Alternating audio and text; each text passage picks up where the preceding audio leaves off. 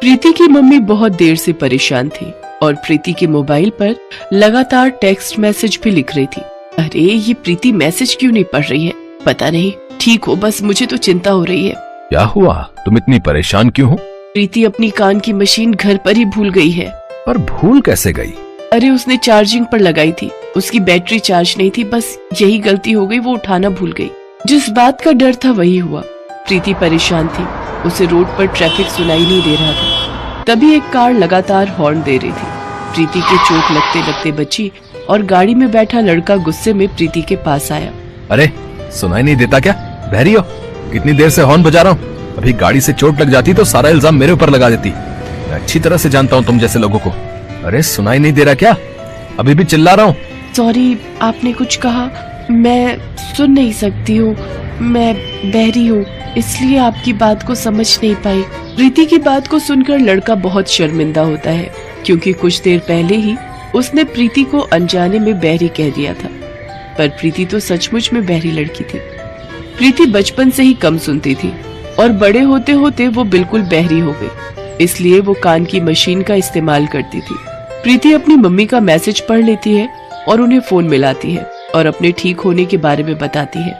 लड़का इशारे से प्रीति को सॉरी कहता है और सामने रेस्टोरेंट में एक कप कॉफी के लिए कहता है।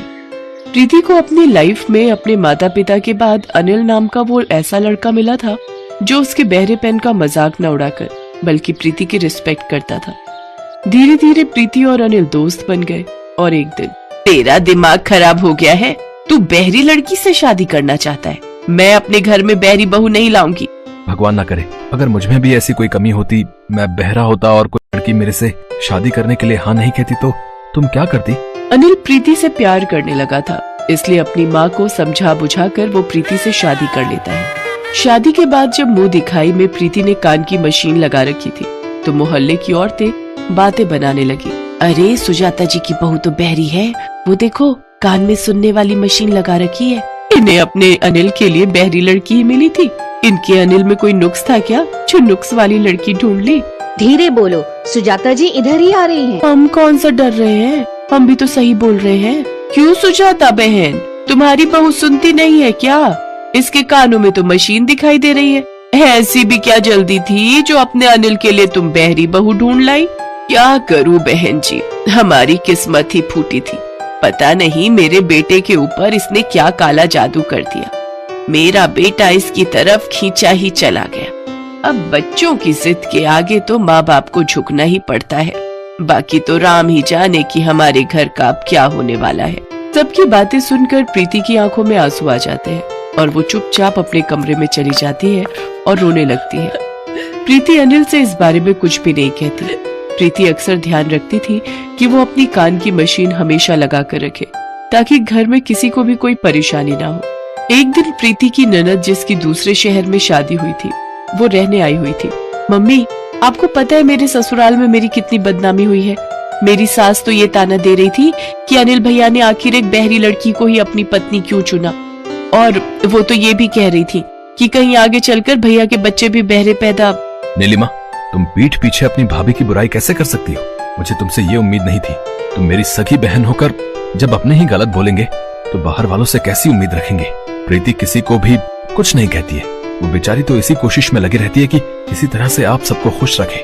उसने ही मुझे भेजा था तुम्हें ये बताने के लिए कि शाम को मॉल घूमने के लिए चलेंगे। तुम जब से आई हो तब से तुम कहीं भी घूमी नहीं हो, इसलिए तैयार हो जाओ। माँ और तुम दोनों हमारे साथ मॉल चल रहे हो। प्रीति की ननद तैयार होकर सीढ़ियों से उतर रही थी।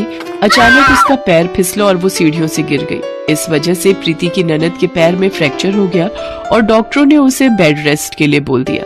देखो नीलिमा बहू, ससुराल में तो मैं अकेले करने वाली हूँ, तुम अपनी माँ के घर ही रहो, यही तुम्हें आराम मिल जाएगा। वहाँ तुम्हारी देखभाल कौन करेगा? क्योंकि तुम्हारे पैर की हड्डी टूटी है तो ठीक होने में 2-3 महीने तो तुम्हें आराम से लगेंगे। अपनी सास की बातों को सुनकर नीलिमा का मन उदास हो गया। उसे उस वक्त प्यार की जरूरत थी, अपनों की जरूरत थी, पर उसकी सास ने तो मुंह बना लिया। प्रीति ध्यान से अपनी कान की मशीन को ठीक करके उन दोनों की बातों को सुन रही थी।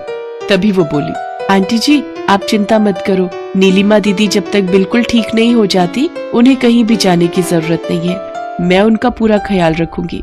अपनी भाभी की बातें सुनकर नीलिमा बहुत शर्मिंदा थी, क्योंकि वो प्रीति का कितना अपमान कर रही थी। पर आज जब उसकी सास ने उसकी देखभाल करने से मना कर दिया तो उसकी अपनी भाभी प्रीति ही काम आई। प्रीति ने नीलिमा की बहुत सेवा की। कभी कभी प्रीति के कानों में मशीन नहीं लगी होती थी तो नीलिमा उसे इशारे से समझाती थी। अनिल, हमने प्रीति को कितना भला बुरा कहा, पर प्रीति सचमुच कितनी अच्छी है, ये मुझे अब दिखाई दे रहा है। मैंने हमेशा उसकी कमी को देखा, उसकी अच्छाई को नहीं। रुक, मैं प्रीति को बुलाती हूँ। प्रीति बहू, सुन तो। प्रीति नीलिमा को दवाई दे रही थी। उसने कान में मशीन नहीं लगा रखी थी, इसलिए वो अपनी सास की बात को नहीं सुन पाई। पर सुजाता इस बात को समझ गई और वो प्रीति के पास गई और उसके कंधे पर हाथ रखा और इशारे से उसके कान की मशीन उसके हाथ में दी। ये लो बहू, मशीन लगा लो। माँ जी, आप कुछ कह रही थी, बताइए। मैं बोल रही थी कि मेरी बहू